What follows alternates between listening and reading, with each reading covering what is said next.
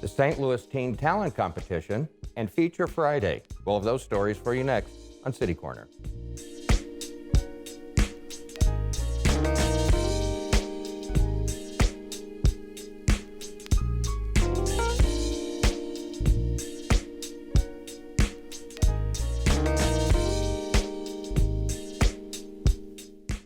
I'm Steve Potter, and welcome to City Corner. Well, the St. Louis Museum, or I should say the National Museum of Transportation, has some really interesting activities coming up in both spring and fall, and we'll find out a little bit more about those in a couple of minutes. But right now, it's the St. Louis Teen Talent Competition. That's been popular for a long time, and I'd like to welcome our two guests right now. That's Erica Rogers and Alex Chen. Hi, welcome to the show. Hi, thank you for having us. Alex, you are actually in the competition. Are you in the semifinals yet, or is this the finals? Yes, so the finals taping was just this past weekend, so it's gone pretty well, I would say. Yeah, I guess you can't tell us too much. Erica, just a little bit of background. First of all, I want to ask you what happened last year. Did you even have a competition during 2020? That was a shutdown period for everybody. Yeah, we actually did. We postponed it. It was originally scheduled for April, and then we had to postpone it. But we got lucky enough that we had a partnership with Nine Network, and we taped it last year, and it broadcasted in August. So it was all taped on the Fox stage, just like we were able to do this year, and we just had to push it back a little later. Just generally speaking, what are the parameters? Who can qualify to be in this competition? So it's any high schooler within a 50-mile radius of the St. Louis Arch.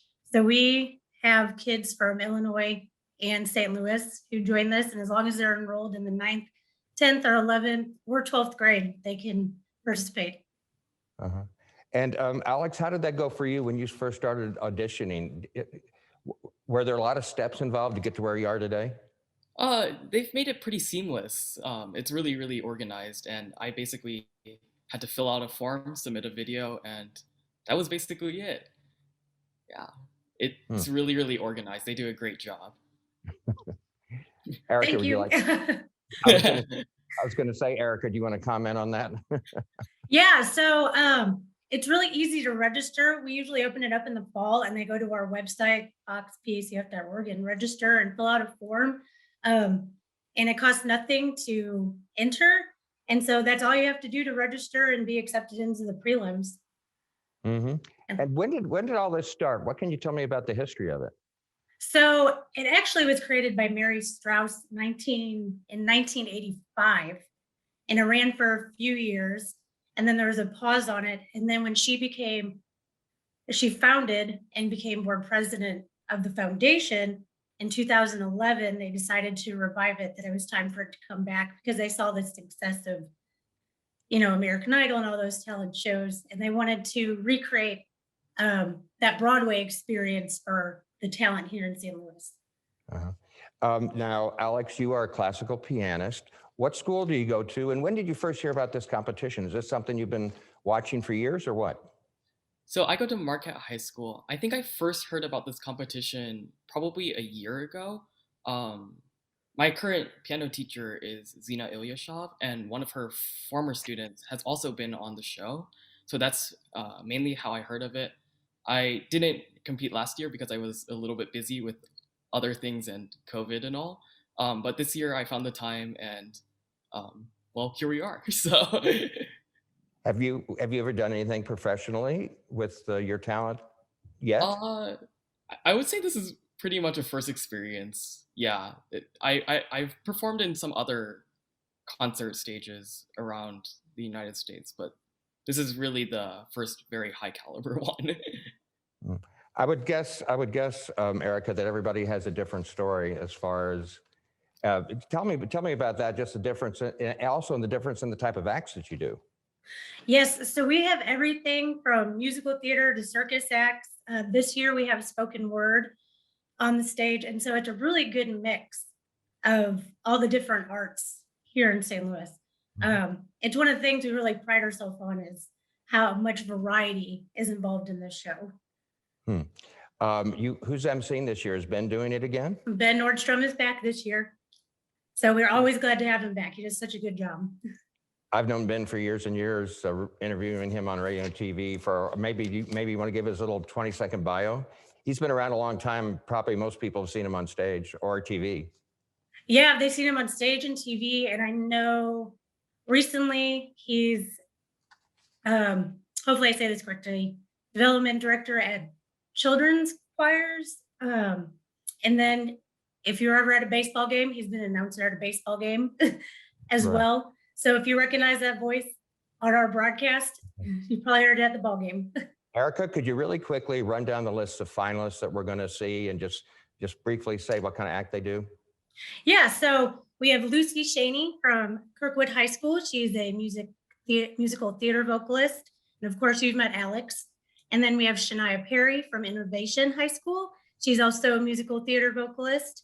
Lexi Anatolik from Columbia High School, who is a contemporary dancer.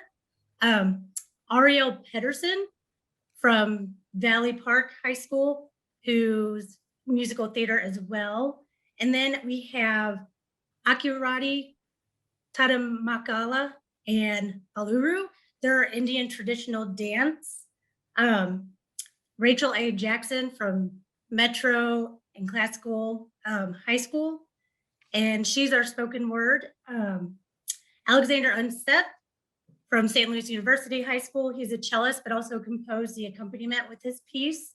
Audrey Bug, she's from Granite City. She's a guitarist and vocalist. Finn McNamee, he's also from Metro Academic and Classical High School. He is a chair balancing and acrobatic act.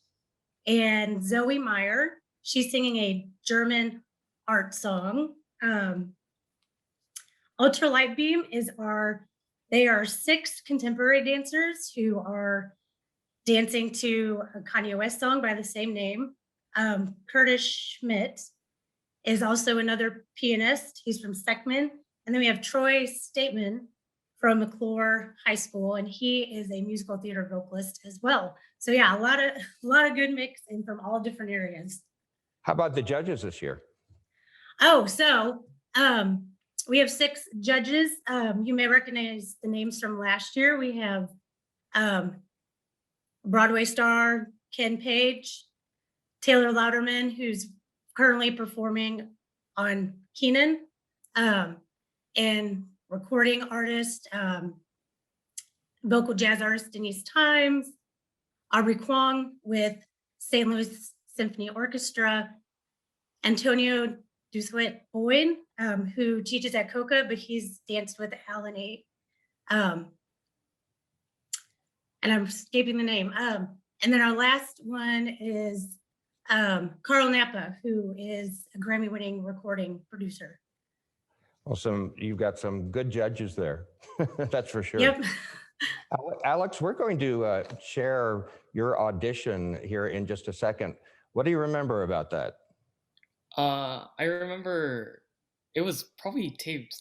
Wow, it was taped a very long time ago, and I think it was in like a really small area because everything at that point was shut down. So it was either in my home or in a very, very small studio. That's all I remember about it. Okay, well, I tell you what, let's take a look at your audition and we'll come talk about it right after this. Here is Alex Chen. Hi, I'm Alex Chen. I'm 15 years old, and I attend Marquette High School in Chesterfield, Missouri.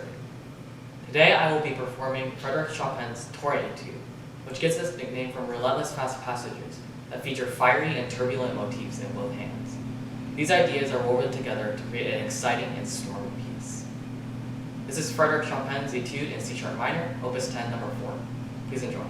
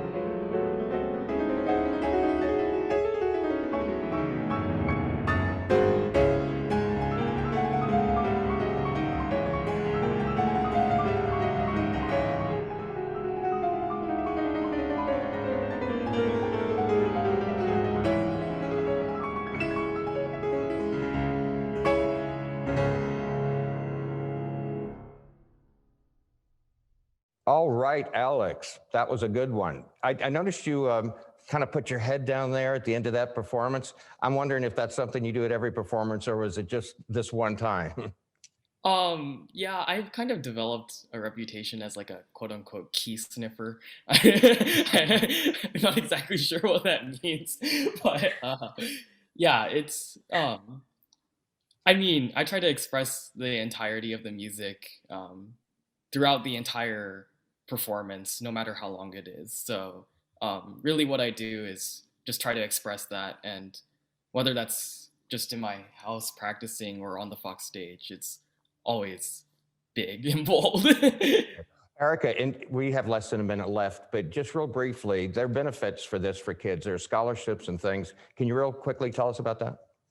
Yes, so first prize is wins $8,000 scholarship. And second prize is 6,000, third is 4,000. And plus there's tons of other prizes and scholarships to different programs around St. Louis. Right. Now, we don't know yet, do we, when this will be broadcast on PBS Channel 9? We actually do. It'll be May 24th at 7 p.m. And we'll reveal the winner at the end of that broadcast. All right. Well, we've got our fingers crossed. Erica Rogers, I want to thank you for joining us today. And Alex Chen, best of luck to you. We can't wait to see what happens. You're up against some great competition, but I'm sure you hold your own very well. So just the best of both of you. And maybe we'll have the old-fashioned thing happen next year at the Fox Theater, right? Fingers crossed. Yes. All right. Thank you both so much. Thank you. That. Thank you. And we have a Feature Friday, something you're going to want to hear about coming up in the next part of City Corner. Stay with us.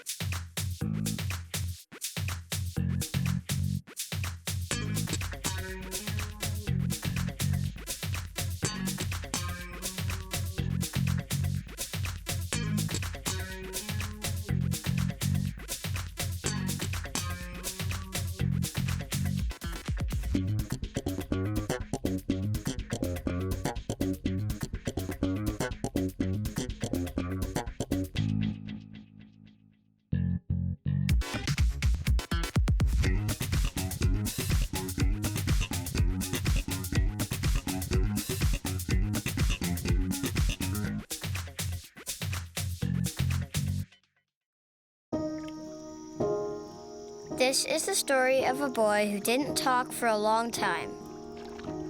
The boy liked things to always be the same. Any changes would scare and upset him. The unknown was an unfriendly place. The boy was very sensitive to lights and sounds. So he built secret hiding places where they couldn't get in. The boy didn't like looking people in the eye. He wasn't trying to be mean, it just made him feel uncomfortable. Sometimes he would flap his arms again and again. One day, I found out I have something called autism. My family got me help. Slowly, I found my voice and learned all the ways I could live with it better. Early intervention can make a lifetime of difference. Learn the signs at autismspeaks.org. Visitors and residents love the St. Louis Zoo because it's free. There's a train, a carousel, opportunities to make new friends, and plenty of fun learning experiences with the animals 363 days a year.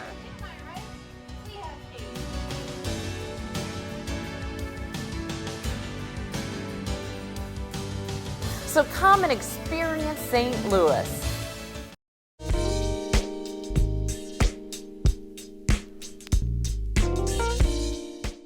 I'm Steve Potter, and welcome back to City Corner. Feature Friday is a special thing coming up at the National Museum of Transportation in St. Louis, actually in Kirkwood, and we'd like to welcome Jessica Hood. Hi, Jessica, how are you? Hi, Steve. I'm doing great. How are you?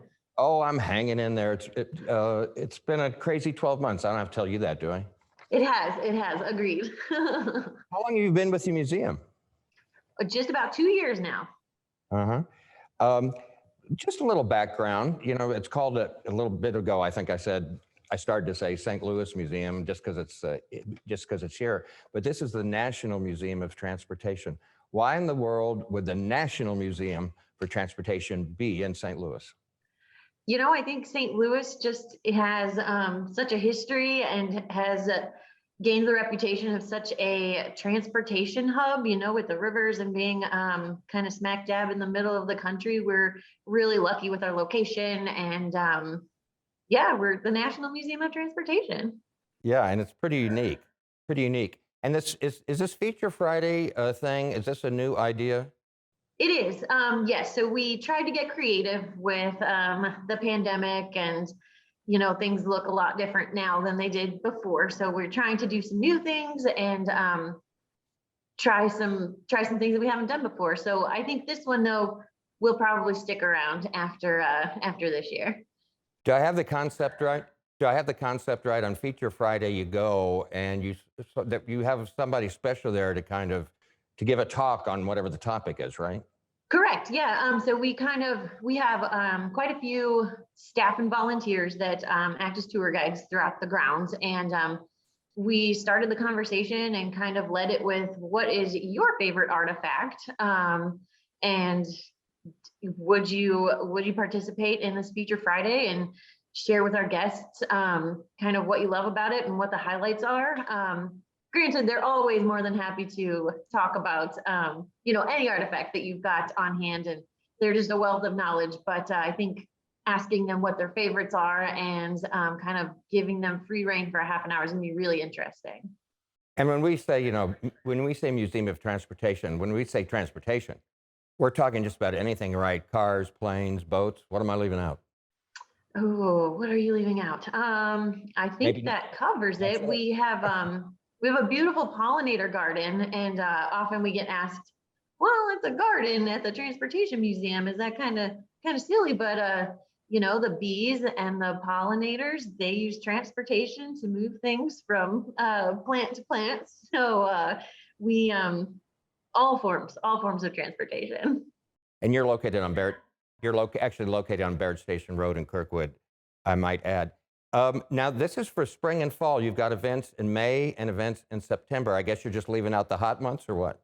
Yes, the hot months. So most of the museum is outdoors. So we tried to keep that in mind. And we also kind of wanted to give a break over the summer schedule. You know, people going on vacations, and we do get a bump in attendance at that time too. So it might be a little bit busier. So these are Feature Fridays. Do they all start at the same time? Yes, I believe it is 10:30 a.m. So you could come in, grab your admission at the front desk, and hop on up to whatever exhibit that day. All right, let me prompt you with some dates, and you can tell me about the event. Like we said, it's Fridays in May and September. The first one is Friday, May 7th. And I think there's some sort of railroad car. What is it? Yes, that is the Boston and Providence. So that is going to be led by our tour guide, Joe. It was built in 1833. So it's one of our oldies but goodies. And I'm actually looking forward to attending all of these because I know I'm going to learn a ton. So that one in particular, though, is going to get things kicked off, and it's a museum favorite for sure. Huh. Then on Friday, May 14th, it's the Aereo Train, and I have to tell you, I don't know what an Aereo Train is. So the Aero Train is it is something else. So it's kind of on the outskirts of the museum grounds, and it's actually undergoing a major restoration project right now. So they are purchasing paint, and it's on this beautiful, like, silver shiny color. And I think it's $300 for a gallon of paint, of this crazy silver paint. So yes, that is in progress. It is a passenger train that is sleek and shiny. I've never seen anything like it before. I had seen this one. It's really cool to look at. Wow, you said $300 a gallon? I believe that's correct. I know it was a lot. Glad my house paint didn't cost that, or I'd be in big trouble. On Friday, May 21st, you've got an interesting one. And I guess most people are kind of aware that the role that St. Louis played in automobile manufacturing. I mean, it was probably in our parents' day or grandparents' day. It was a long time ago, but St. Louis was the place for a while, wasn't it? It was. So we have a building dedicated to automobiles. So it's our automobile museum. And then inside that building is a whole separate section of just cars that were built and manufactured in St. Louis. So I believe at the moment there's 6 or 8 in that room. So that's going to be a really nice kind of overview of some of those different vehicles. And I believe we've got a photo of, I believe, a 1919 Doris car. Very exciting. There are some really neat things in just that St. Louis room alone. Yeah, I remember the Doors. They were down on Washington or one of those streets in Midtown, I think. I can't really remember, but yeah, the Doors cars. Then the last one you have in the spring is Friday, May 28th. Tell us about that one. The Daniel Nason, I think that one is my favorite. I might say that a couple more times about the others, but so that is our oldest steam locomotive that we've got here at the museum. And it's, when I think of old steam locomotive, that's what I picture is the Daniel Nason. It's just classic and it's really neat to look at, and it's got a fascinating history. That'll be led by Tim, one of our tour guides, and that's actually up under our Roberts Pavilion, kind of all the way up at the top of the grounds. Okay, so that's it for this spring. Then we'll fly ahead, and people can, of course, come through the summer and just come by to the museum itself, right? Oh, absolutely, absolutely. And a lot of these guys that are leading these conversations will be here day to day and happy to answer any questions you've got. Okay, let's zoom ahead then to Friday, September, is that the 3rd? September 3rd. So this one is the tunnel. So we have kind of, again, on the outskirts of our museum grounds, we call it the Barracks Tunnel. It is one of the first tunnels built on the west side of the Mississippi River. So it's another one that I think gets overlooked, but it's very, very cool. And that one's actually led by our curator, Kobe. Then feature Friday for Friday, September the 10th, something about waterworks. Is that a trolley? It is a trolley. The waterworks number 10. It's the orange trolley. If you get by campus, you'll see that one. Started transporting passengers in 1914. So it's been around for a while. And our trolley volunteers are a group of guys that maintain and operate these. You can ride a trolley on certain days here at the museum. It may not be that one specifically. They do have, they're old, so they have a lot of, sometimes some in and out for maintenance. So you never know which one it might be, but it could very well be the number 10. All right, we have 2 more feature Fridays to take a look at. This one is a towboat on September 17th. Yes, this one's actually a twofer with the C-47 Douglas aircraft as well. So these are kind of in, again, the outskirts of the museum campus. I think I see what they're trying to do there. So that is the towboat and the airplane. Both very cool, both very cool. We are, I believe the airplane is undergoing restoration as well. So that'll be a fascinating talk. That one's given by Joe again. Uh-huh. Then we wrap things up on September the 24th. So September 24th is the Chrysler Turbine Car. So this is one of our most popular. So this is in our automobile building. It's got this car is just, it's been, I guess Jay Leno has tried to purchase it in the past. He has one just like it. We did just start an option for some museum experiences available for purchase. And that is actually available to ride in it. So this is a really unique car. It was kind of a trial years ago where they built it and they wanted to see how regular families kind of felt about it. So they loaned them out and said, drive it and then give them back and we'll see what you think. And you're not trying to tell me that Jay Leno couldn't afford it. No, I don't think we could sell it. I think we wanted to hold on to this one.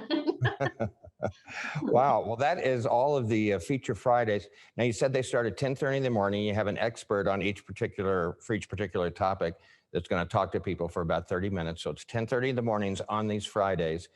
What do people need to do? Do you need to sign up, or what should someone do ahead of time? No need to sign up. So you can just come on out like normal that day. Grab your admission when you come in the front. Of course, if you're members, that's on us. Admission is included. Bring a friend or two, and then each of the talks is going to be happening at that specific artifact. So you can travel up the grounds and find it and grab a spot. We have about 42 acres, so lots of space to socially distance. And we'll get you at that tour guide, and we'll all learn something for sure. Yeah, we only have a minute or so left, I think. But what are a couple other things that you do? Do you do any other annual events through the year? We do. Some of them took a little bit of a hit last year, so we're hoping to kind of get those going again this year, fingers crossed. So right now we're working on, oh my goodness. We have Pumpers and Pistons. That's actually coming up May 15th. So that's a car show where we bring in, it could be up to 60 vehicles that are extra, that are just exciting and fun to look at. Let's just visit. Jessica, I'm going to have to stop you there. Of course, people can go to your website and find out all the other things that you do there, and we'll share that information. But I just want to thank you for telling us about Feature Fridays, and an exciting new addition to the National Museum of Transportation. And Jessica Hood, I want to thank you for taking time out to explain it all to us. And we'll see you out in Kirkwood one of these days. You bet. Thanks so much. Thank you. Well, there's some good ideas for activities for you to do over the next few months. So I'm Steve Potter. Thanks for joining us for this edition of City Corner, and we'll see you next time. Bye.